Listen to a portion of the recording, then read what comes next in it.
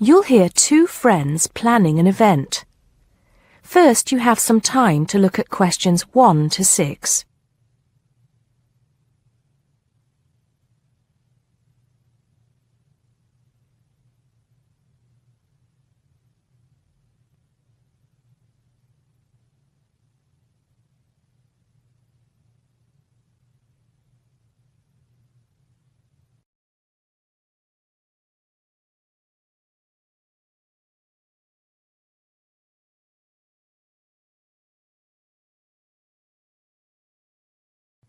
Now we shall begin.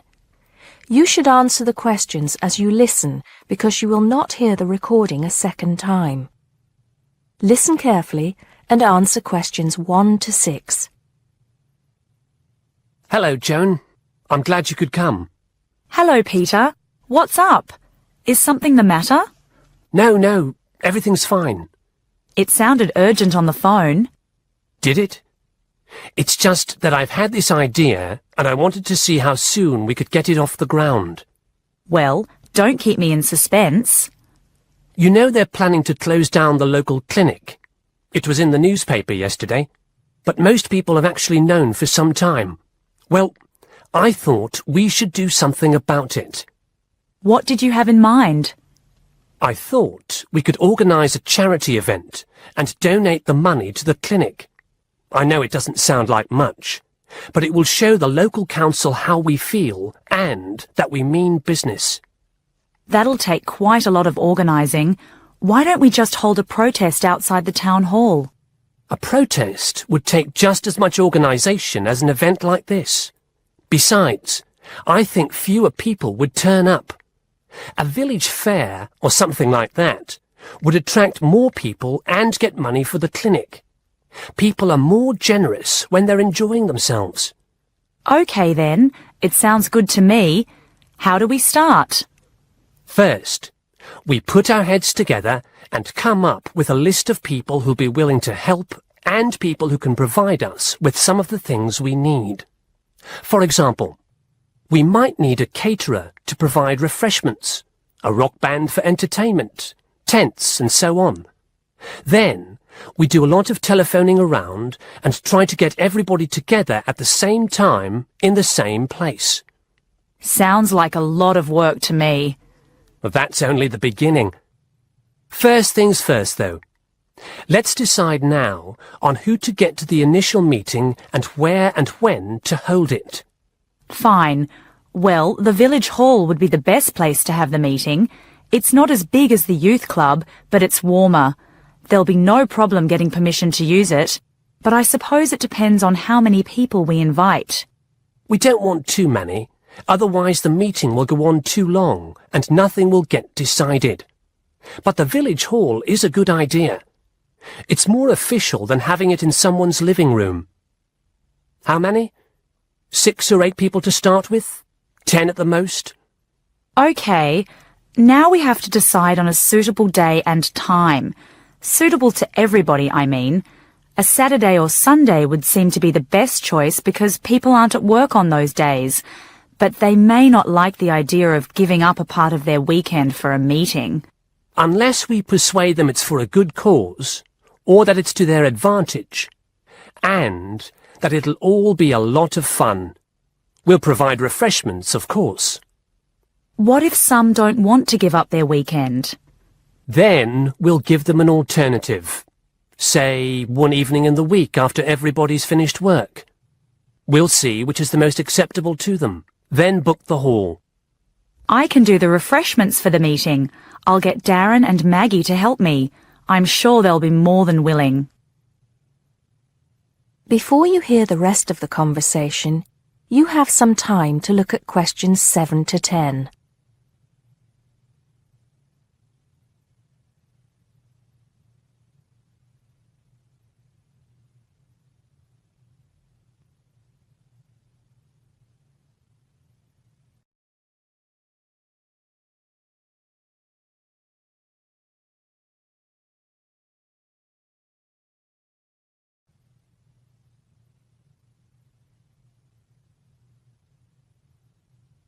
Now listen and answer questions 7 to 10.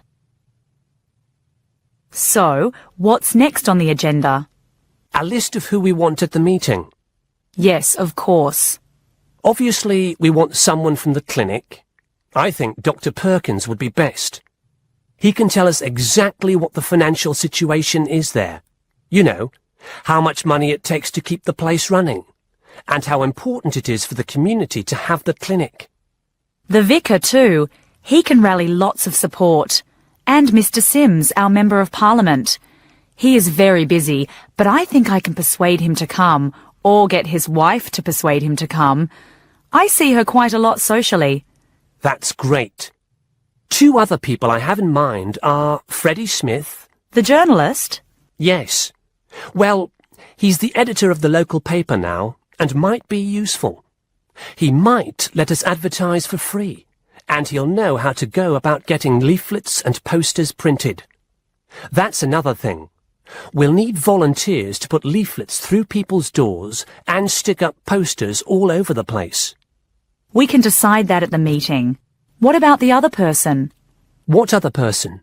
You said you had 2 people in mind, Freddie Smith and... Oh, yes, Mr. Gates. Mr. Gates. Do I know him? You must do. He owns Greatfields Farm. We need a large area to hold the fete. Right. So how many have we got then? 7 or 8? There's Dr. Perkins, Mr. Sims, that journalist... Freddie Smith, you mean? Yes, him. And the vicar and Mr. Gates, the farmer. That's only 5. There's you and me. That's 7. That will do for now. Let's start making phone calls. That is the end of section 1. You now have half a minute to check your answers.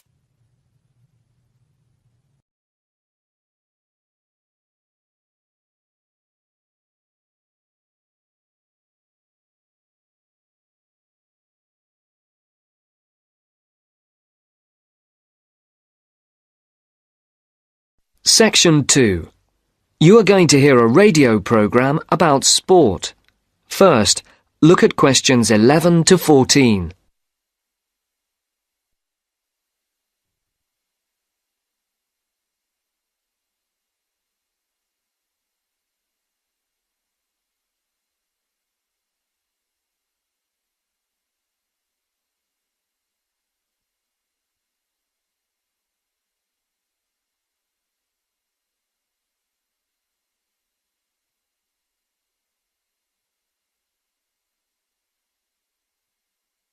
For these questions, listen carefully and circle the correct letters.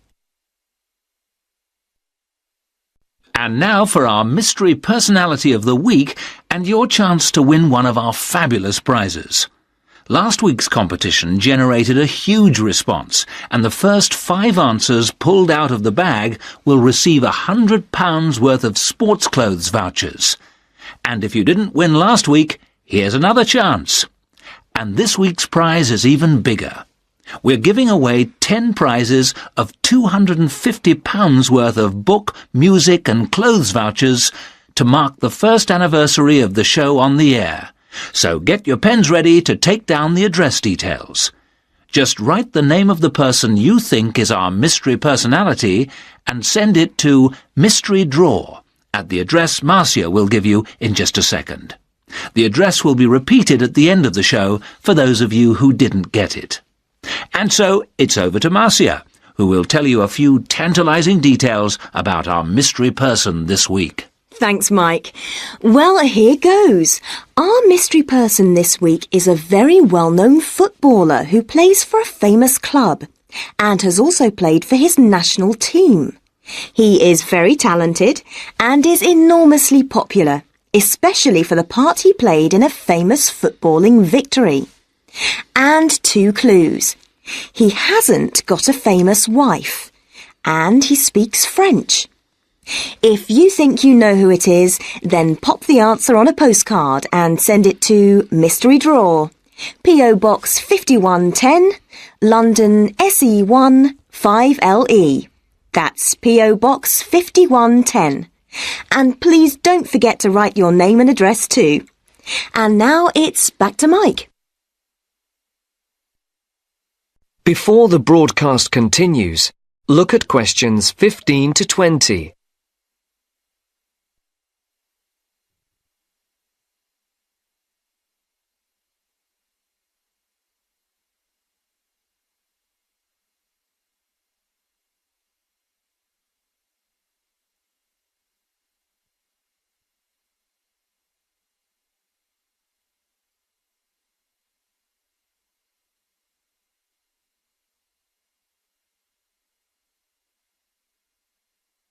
As you listen to the second part of the sports programme, answer questions 15 to 20. For questions 15 to 19, write no more than 2 words or a number for each answer. For question 20, circle the correct letter. Thank you, Marcia. Get those postcards in and make this a bumper anniversary draw. Now, if you remember, last week on the show, we talked to the organiser of a new group set up to help young people up to the age of 20 to get involved in activities like horse riding, tennis, scuba diving, cycling, or any form of sport which involves some kind of expense. John Tebbit, the organiser, rang us to say that the response to his appeal on the show was staggering. A large number of people, both young and old, have offered their services free as volunteers. The whole thing has been overwhelming. John said that they had also had numerous offers of help throughout the country to use facilities free of charge.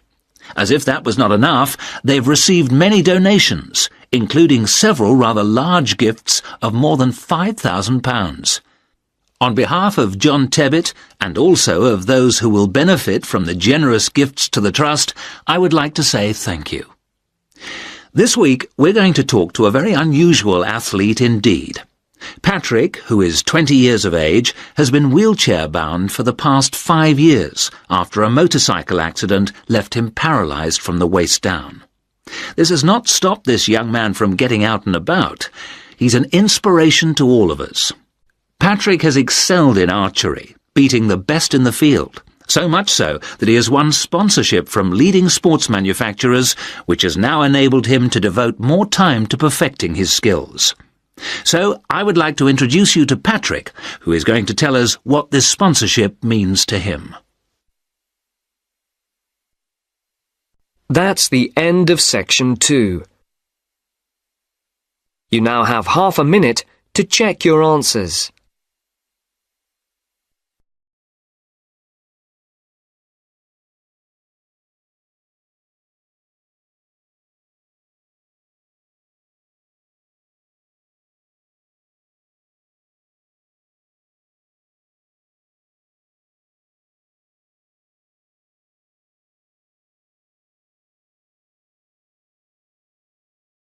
Section 3.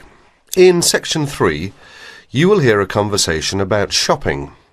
Masahiro is an international student who has just arrived from Japan, and Anna and Will are doing some shopping with him. You have some time to read questions 21 to 26 first.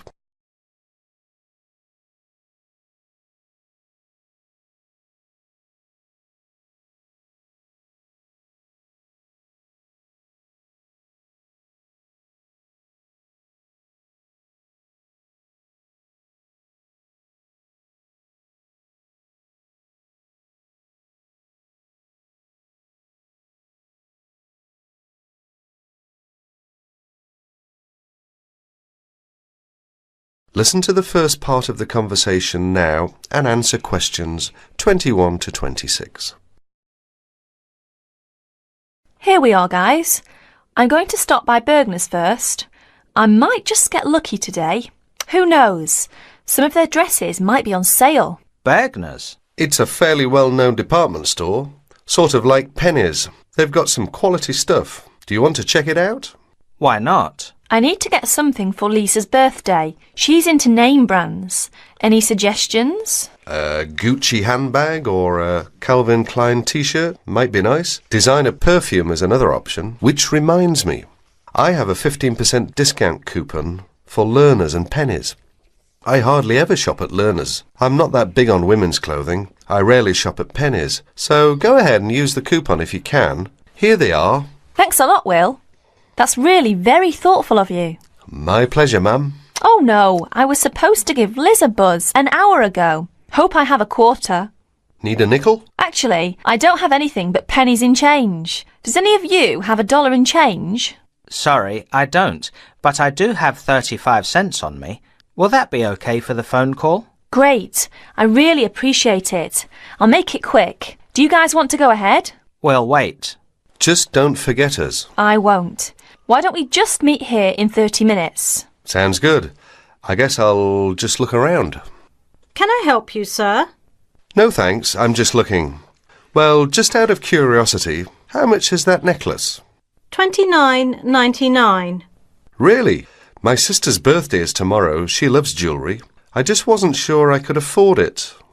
You'll find that a lot of our stuff is amazingly affordable. Well, that's certainly nice to know. I'll take it. It's a good choice. I'm sure she'll love it. Let's hope so. Cash or charge, sir? Charge, please. Do you accept Discoverer? Yes, we do. Great. That comes to $31.99 with tax. Please sign next to X. Do you need some help, sir? Well, I'm looking for... let's see. I've forgotten the name again. It's used to make fresh coffee. A coffee maker? That's right. Well, we have a few in kitchenware, which is upstairs. Thank you. You're welcome. Oh, there you are, Masahiro. What did you get? Just a simple coffee maker. Good choice. And you, Will? Find anything interesting? A necklace for Stephanie's birthday. Lucky her. Did you get anything? Just a couple of silly earrings that I liked. I did a lot of window shopping. That can't hurt. True. Well, do you guys need anything else from this place? One last thing. Oh no, I've forgotten what you call it. Just describe it and we'll probably figure out what it's called. It's a crystal container for flowers with long stems. I need to get one for my mum. Oh, a vase. That's it. They should have a bunch in giftware. Let's go to get one. I'm going to have to stop by Jewel on my way home. Is that okay with you guys? I'm almost completely out of groceries. No problem.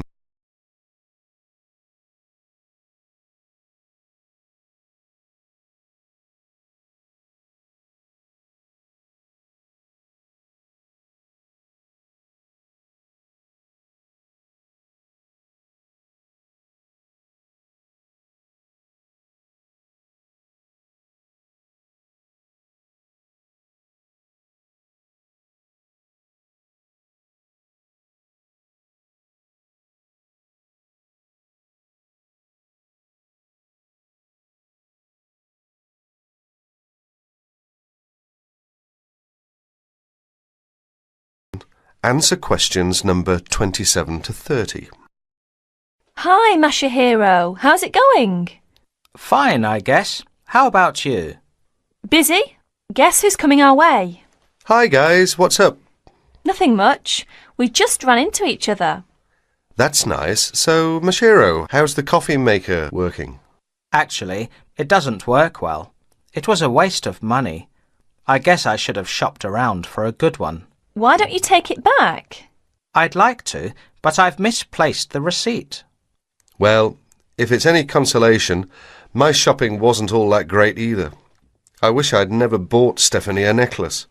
Just last night she was telling me how she wished she had Liz Taylor's new perfume. She did not like my gift at all. That makes 3 displeased shoppers. Guess what? The camera I bought and shipped to Mike just this morning is now on sale. It's a pity that I bought it then. Then again, I guess I shouldn't complain. It was a good buy, even though I didn't get the best deal on it. Anyway, Masahiro, I suggest you look for that receipt and just go to the complaints department and say, I'd like to exchange this, please. It's as simple as that. And Will, it's not too late for you to ask for a refund. That is the end of section 3. You now have 30 seconds to check your answers.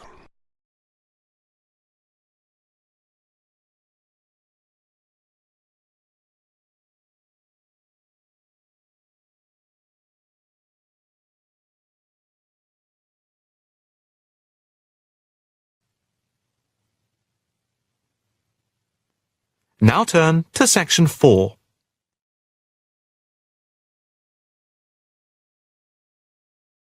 Section 4. You will hear a talk on research in the Indian Ocean. First, you have some time to look at questions 31 to 40.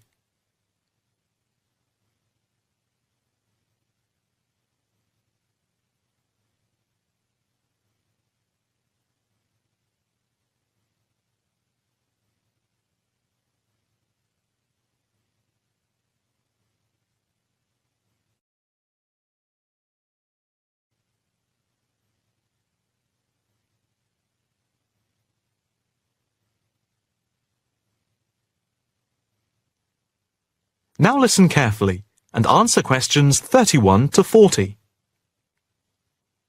In this, the first lecture in our series on the changing face of the oceans of the world, we are going to look at the Indian Ocean, into which the Oceanography Department at the Institute here in Australia has been doing pioneering research over the past 5 years.